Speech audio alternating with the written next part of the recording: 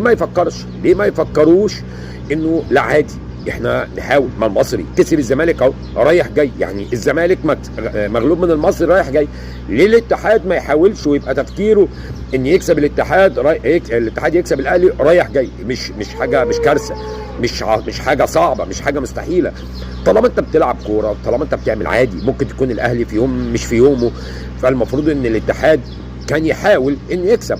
كسب لكن يبقى ليه شكل ولون وطعم غير اللي احنا شفناه امبارح. النقطه كمان المهمه قوي، قد ايه ان استمرار كهربا واستمرار اللاعب عموما في الملعب بيديله احساس. احنا عايز اقول لكم لو الكابتن حسين شحات لو كان منضم مع المنتخب كان هيبقى مستواه اقوى من اللي ظهر بيه امبارح. كابتن امام عاشور انا مش عايزك تزعل، انت اتغيرت، كابتن قفشه نزل، كابتن قفشه لاعب عظيم وانت طبعا لاعب عظيم طبعا، بس انت كمان محتاج ترتاح. المكنه بتبقى عايزه ترتاح، الحديد عايز يرتاح، الدروس بتبقى عايزه ترتاح.